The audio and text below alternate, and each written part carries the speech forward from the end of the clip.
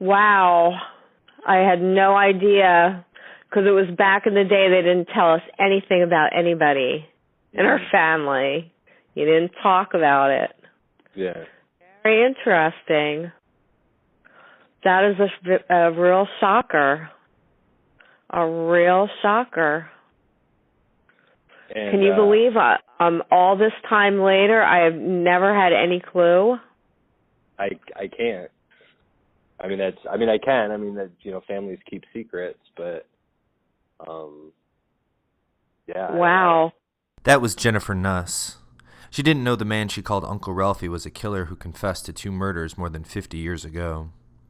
It started in October 1966, when 17-year-old Arlen Witrow disappeared from his Ypsilanti Township home. A few days later, pheasant hunters found his dead, naked body in a shallow creek 90 miles away.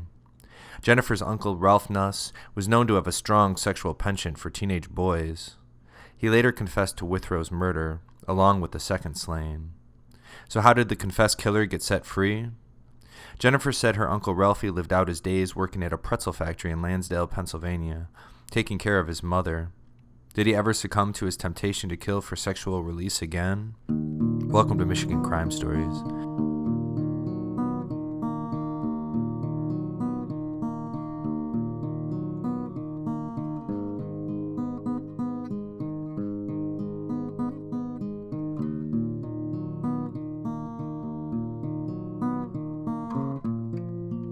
Michigan Crime Stories is a podcast that explores murder, mysteries, and mayhem in the Mitten State. Criminal behavior has always enthralled us. It's when societies determine what is and isn't allowed. We assume heinous crimes are committed by monsters, individuals we dehumanize in an effort to make sense of their deeds. Their victims sometimes seem distant, just faded names in a passing headline.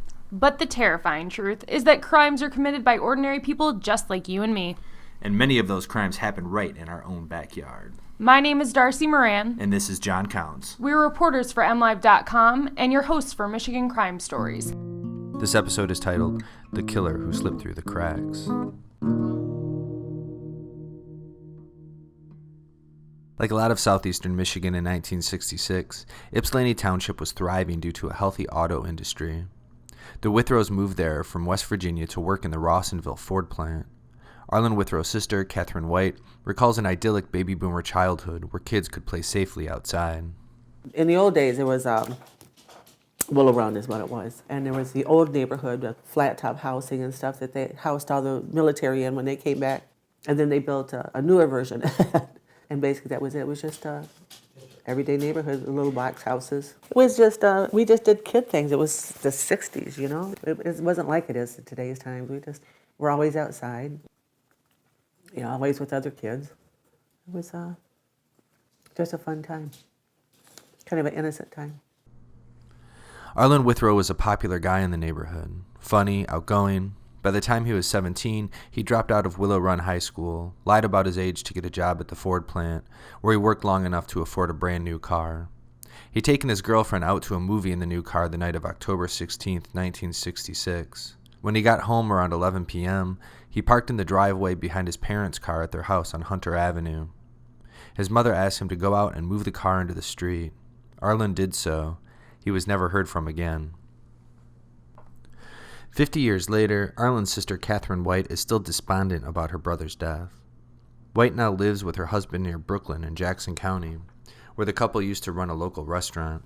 She still has the last picture ever taken of her brother, found on his camera after he was murdered.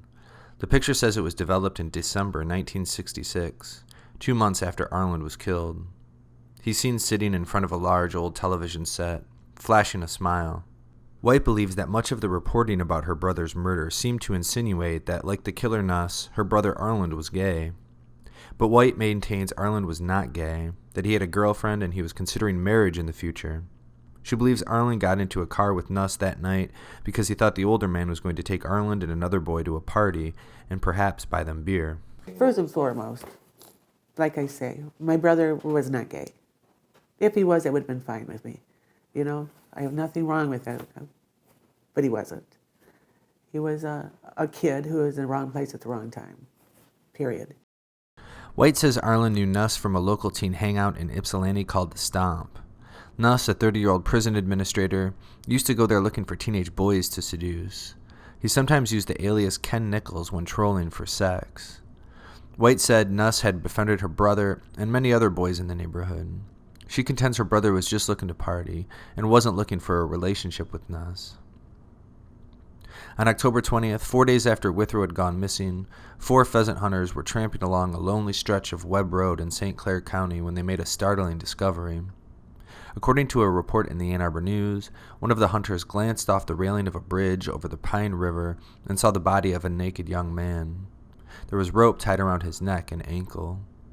Authorities later found a bullet hole in the boy's forehead and determined the killer had dipped his fingers in some type of acid to eliminate fingerprints. The coroner estimated the boy died of strangulation within 24 hours of discovery. There was nothing on the body to identify it. Arlen Withrow's body sat unclaimed for 3 days. Meanwhile, back in Ypsilanti, police launched a frantic investigation into Arlen's disappearance.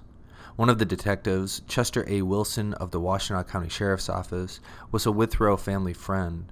He would drive with Arlen's father out to Port Huron to identify the body. And then we seen an article in the paper about a young man in Port Huron being found. And Chester Wilson called my dad and said we should go up there. And my dad went up there, my uncle. And my brother was in the middle of an autopsy. Detectives interviewed Withrow's friends and former classmates at Willow Run High School. The investigation led them to Ken Nichols, a 30-year-old man whose real name was Ralph Nuss, a man who, quote, prowled the Washtenaw County area at night, many times in the company of young men, unquote. Police arrested Nuss and held him on a charge of gross indecency involving another Ypsilanti area boy. Once in custody, Nuss didn't trust detectives from the sheriff's office and specifically requested an FBI agent he knew from working at the federal prison. Once the agent arrived, Nuss confessed to not one but 2 murders, one of which was unknown to police. Nuss admitted he picked up Withrow from the teen's house, then drove him to a room Nuss rented where Nuss bound and gagged the teen. Nuss said he drove to a deserted area south of the Milan Federal Prison where the murder took place. Remember this. The fact that Nuss initially claims he strangled Withrow on federal property will be significant later in this story. Nuss then told police he drove to Port Huron and dumped the body, called into work the next day, and fled to Europe. When he returned, Nuss said he killed again, this time a 19-year-old Canadian man he picked up on a street corner in downtown Detroit named Thomas Brown. Police said that Nuss brought the 19-year-old back to his house and shot him in the head when the teen resisted. Nuss told police he dumped the body in a creek near Heartland. Officials assumed they had an open and shut case with the confessions. So who was Ralph Nuss? For weeks and months following his arrest, a portrait of a killer emerged. On the surface, the balding 30-year-old Pennsylvania native was a respected employee of the federal government. Co-workers described him as, quote, an affable, pleasant young man, unquote. The warden of the Milan Federal Prison, where he was in charge of the work release program, described Nuss as, quote, an excellent employee, a conscientious man, unquote. This stands in stark contrast to the man doctors later described as deriving sexual pleasure from murder. An inmate at the prison interviewed by an Ann Arbor News reporter had a different take on Nuss. The inmate said, quote, he was a loner. No one really knew the man. He never confided in anyone. I doubt if he ever had a close friend. He had charm, but he could be rotten too, unquote. Nuss appeared to be an all-American Catholic boy who was doing well for himself. He was born in Lansdale, Pennsylvania, about 28 miles northwest from Philadelphia. As a teenager, he studied briefly to be a priest.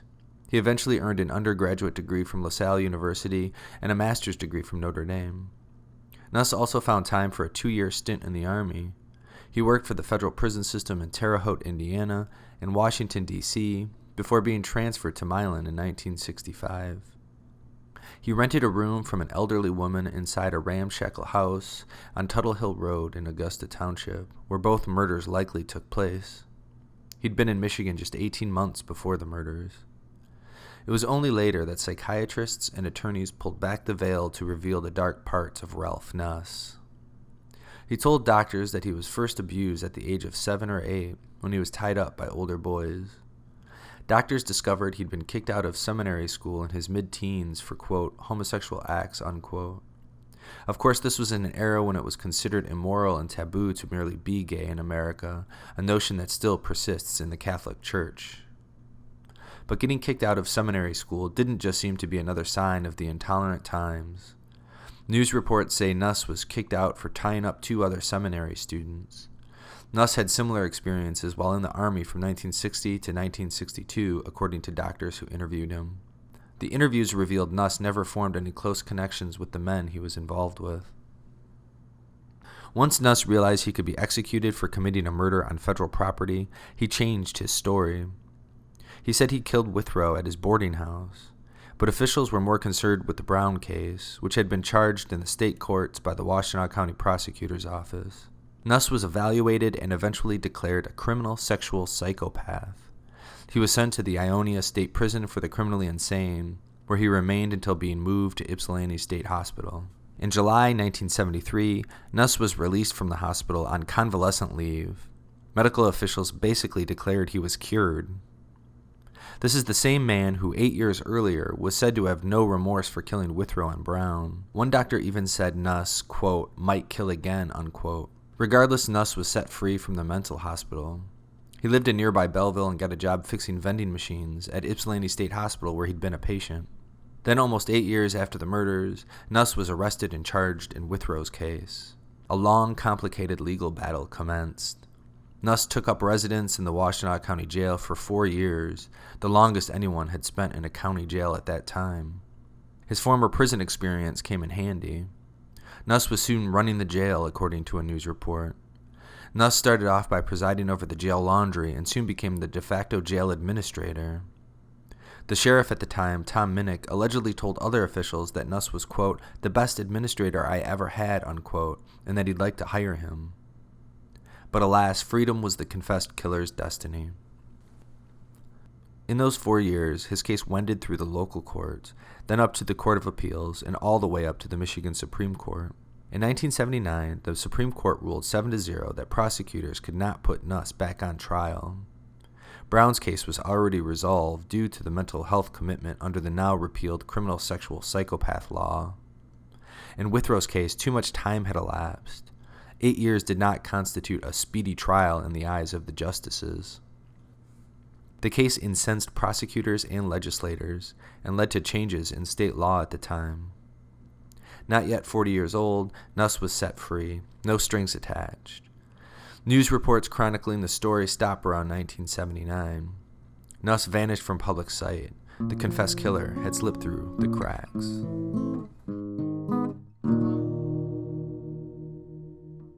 So how did Nuss live out his days? Where did he go? What did he do? And the question on everyone's mind is probably, did he ever kill again?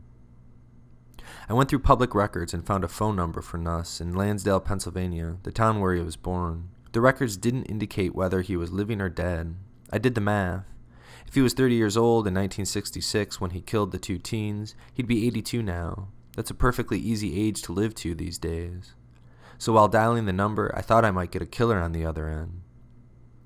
I didn't. Instead, I reached one of his nieces, Jennifer Nuss, who told me her uncle died of cancer in 1996.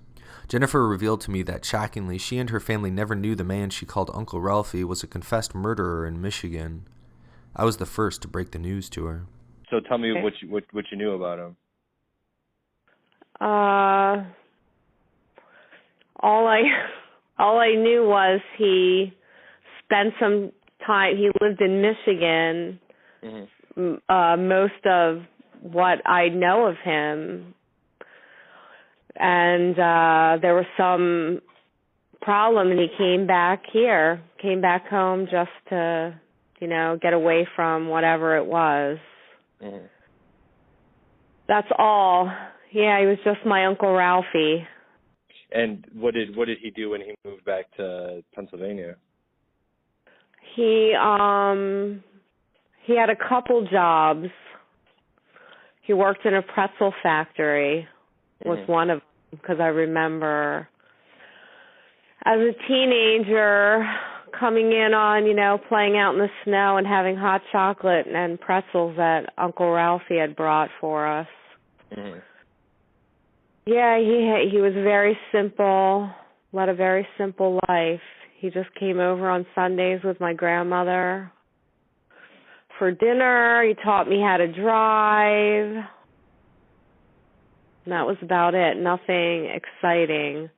So I didn't know he had a story. Mhm. And what did he ever get in any trouble out there? Or? No. And Like I said, it was very quiet, simple life. He took care of my grandmother. He worked. He just came by on Sundays for family dinners. And like I said, he taught me how to drive. We didn't know a lot about him. He was just a quiet person. He just took care of my grandmother and worked, hung out with family, and that was about it. Mm-hmm. And he lived by himself that whole time? We lived with my grandmother. Okay. He took very good care of her. Mm-hmm. Do you want me to tell you what he was accused of here? Or, back in 1966, he confessed to murdering 2 teenage boys.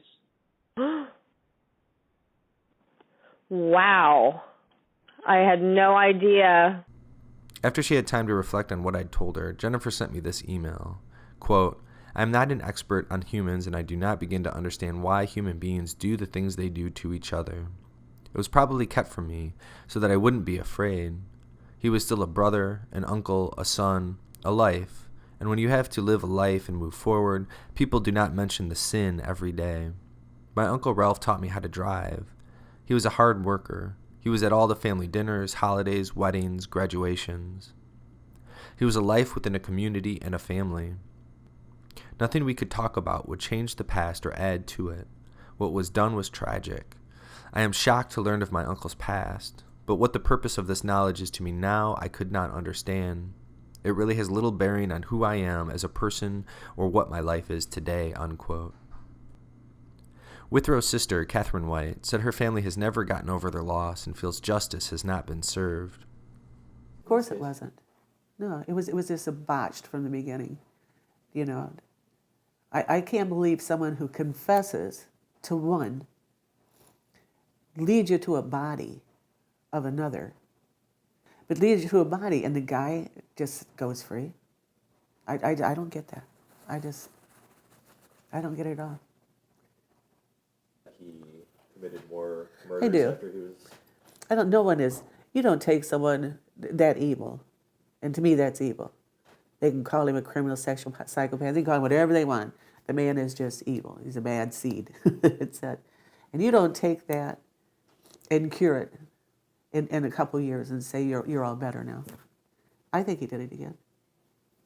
I certainly do. You know, maybe more than once. I think he did. And he could have done more then. I don't know. You know, he was on a roll. The most haunting question that remains is, did Nuss ever kill again? I checked with the Pennsylvania State Police.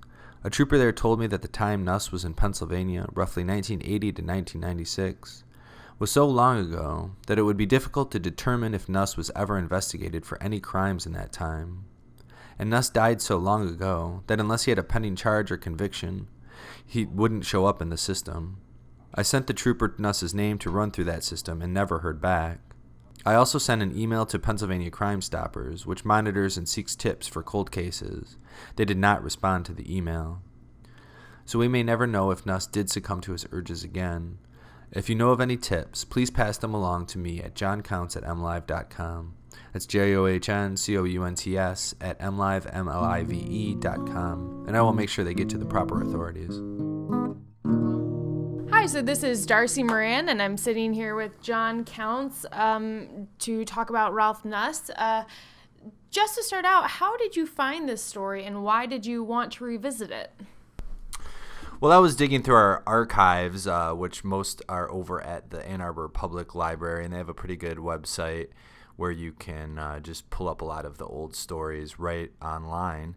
And, you know, I had covered the Michigan murders, the John Norman Collins co-ed murders from the 1960s. I had written like a couple pieces about that in the last couple of years, and that time era has always been interesting to me. And I stumbled upon these other murders which happened a few years before the Michigan murders. And at first, there's just some reporting about some bodies being found and this gentleman being arrested. And the more I kept reading about it over the years of coverage, it led up to this moment where he was set free, which was just astonishing to me. You mentioned there, you kind of posed the question that is likely on any listener's mind at the end of whether or not Ralph Nuss may have killed again, after he left Michigan. And I'm just curious your thoughts and whether or not you came across absolutely anything that would indicate that he did kill again.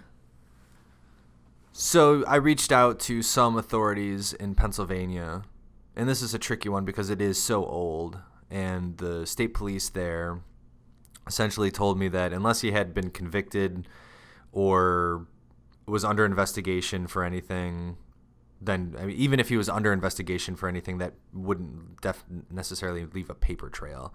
So we'll probably never know if he had ever killed again. And, it raises some interesting questions about the criminal justice system, in that can people who are found mentally incompetent or a criminal sexual psychopath or any other variation on just being found guilty and sent to prison, can those people be cured, and should they be sent back into society? And in Ralph Nuss's case, the doctors said that he was cured, and whether he was or not, I have no idea. And I don't know, it raises some philosophical issues within the criminal justice world of whether these people can be cured or not. Well, it's a very interesting story. Thank you so much. I'm Darcy Moran. And this has been John Counts. And we are Michigan Crime Stories.